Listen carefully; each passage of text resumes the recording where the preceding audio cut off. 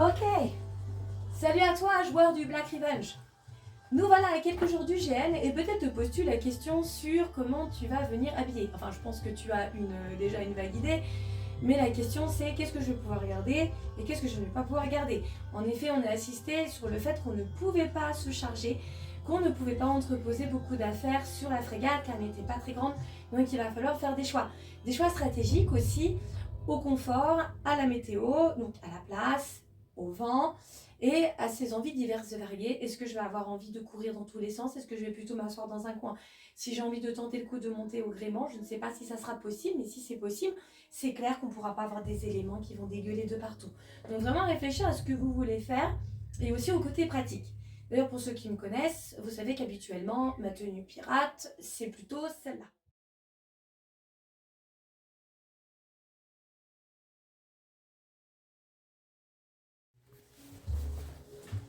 L'autre question, c'est vu que je dois réduire un maximum mes effets, qu'est-ce que je vais apporter à bord du navire? Donc je vais commencer déjà par les astuces vestimentaires auxquelles moi j'ai pensé.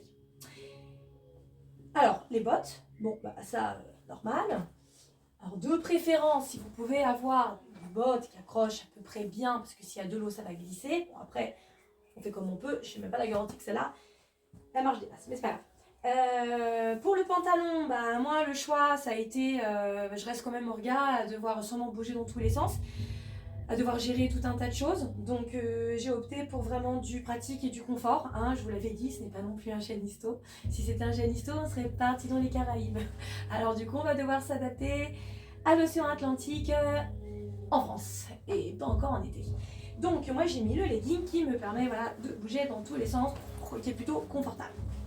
Ensuite, la petite besace importante parce qu'on va vous donner de l'argent, voilà. Et vous pouvez avoir besoin d'avoir des petites affaires avec vous. Ne vous encombrez pas trop, mais cette petite besace, elle va être utile. Je remonte, j'arrive sur le manteau. Bon, bah, le manteau, bien sûr, est indispensable.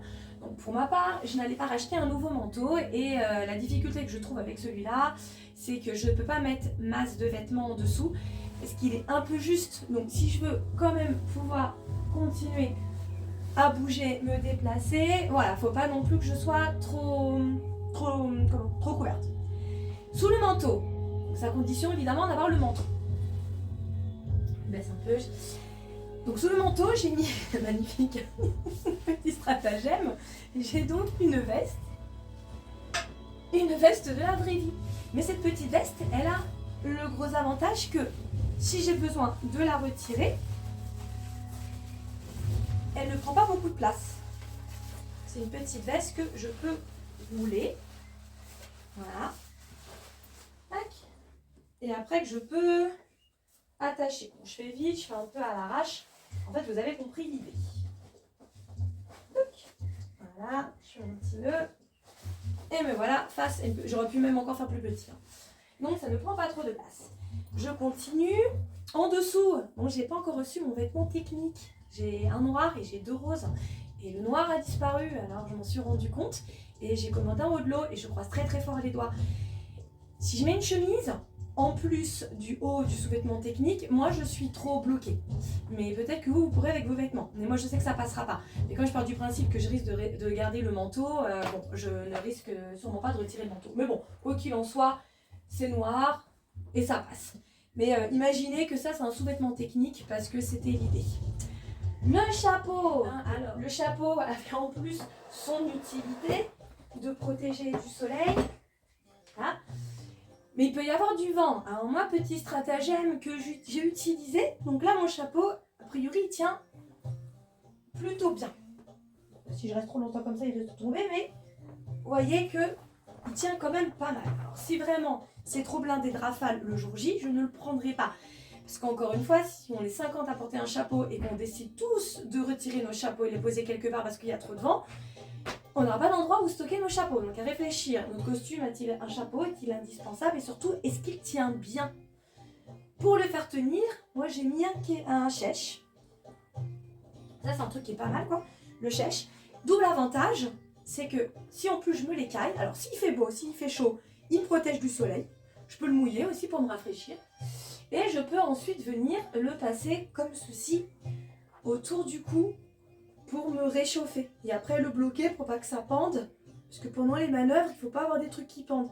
Donc après, je peux l'accrocher. Et voilà, donc en plus, ça me tient chaud. Voilà, je crois qu'au niveau tenue, j'ai fait le tour. Moi, c'était mes petites suggestions et mes astuces pour ce week-end. Et nous passons à la suite. On nous intéresser au matériel. Donc comme je vous ai dit, vous pouvez prendre une assiette avec des couverts, une brosse à dents, avec un dentifrice. Donc peut-être avez-vous des dentifrices un peu plus petits. Celui-là, c'est vrai qu'il est un peu grand. Donc nous prendrons par exemple un dentifrice pour tous les orgas. Donc vous pouvez voir entre vous pour mutualiser. Une lampe. C'est pas obligatoire d'avoir tout le monde une lampe en jeu. Donc ça serait bien, c'est qu'il y en ait à peu près au moins 2 par équipage. Voilà pour l'ambiance. Mais après, vous pouvez aussi vous munir. Donc c'est ou, hein, d'accord, pas plus, ou d'une lampe Décathlon que vous pouvez customiser. Parce que pour la nuit, on aurait quand même besoin de lumière. Donc ça serait pas mal de pouvoir éclairer le pont. Voilà, il faudrait juste la customiser. Donc, ou une lampe plutôt comme ça, ou comme ça. Et ensuite, en dernier recours, moi je vous ai demandé d'avoir quand même vraiment tout le monde une lampe. Et une frontale, ça ne prend pas beaucoup de place. Donc si vous pouvez avoir la petite frontale, qui d'ailleurs peut venir se glisser ensuite dans ma besace. Ça, j'ai la lumière dans la besace, c'est parfait. Cette petite sacoche pour vous dire, ne prenez pas une énorme trousse, hein, d'accord. On prend une petite affaire comme ça, on y met son dentifrice, on y met son dentier si on en a un, ses boules caisses, pensez bien aux boules caisses, surtout. Et nous arrivons à un élément très très important qui est donc le duvet. Donc s'il vous plaît, ne prenez pas de matelas gonflable.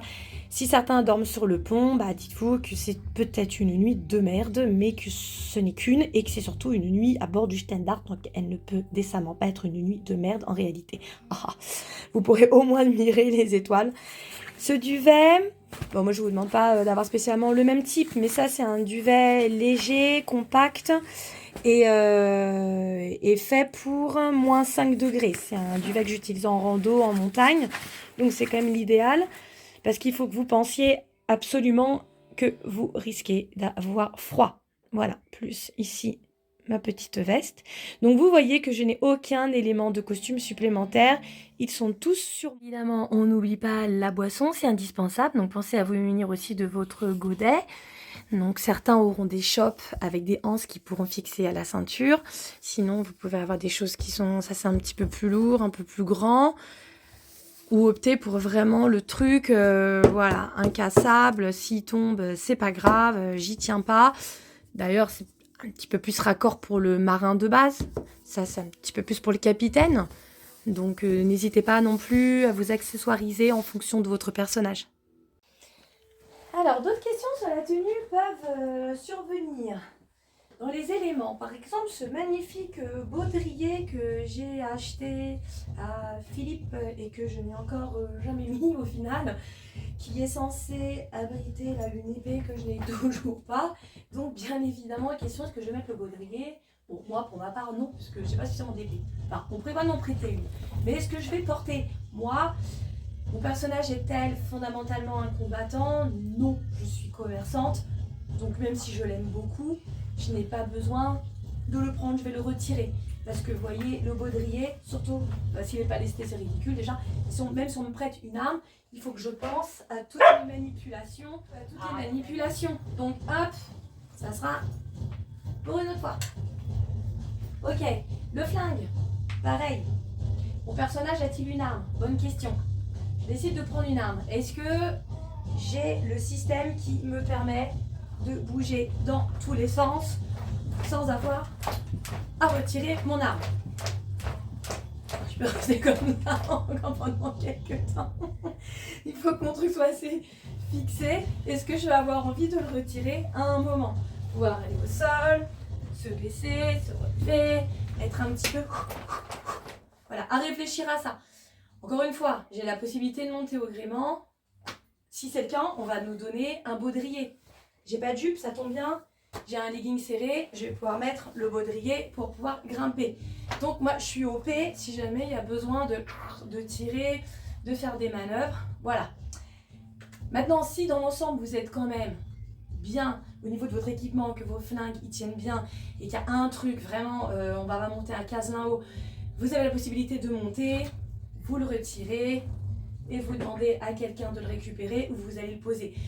Encore une fois, je reviens sur le fait qu'on ne peut pas retirer 50 flingues en même temps pour aller les poser je ne sais pas où. Et qui dit poser dit potentiellement tomber, être abîmé. Si ça agite beaucoup, ça va être difficile pour nous d'entreposer des petits objets, pensez-y. Et s'il y a beaucoup de gîtes, bah c'est pour marcher, pour se tenir. Donc je vais éviter d'avoir des trucs qui traînent sur lesquels je peux marcher. Voilà, des trucs assez en place. Donc on pense esthétique, pratique surtout. Voilà, pratique et chaud. Je pense que j'ai fait le tour. Je referai un petit point si jamais j'ai oublié des choses. Voilà. Après, n'hésitez pas à poser des questions. Là, il y a encore un gros rush. Donc, si vous avez des questions logistiques, n'hésitez pas. On vous répondra. Et puis, du coup, bonne préparation.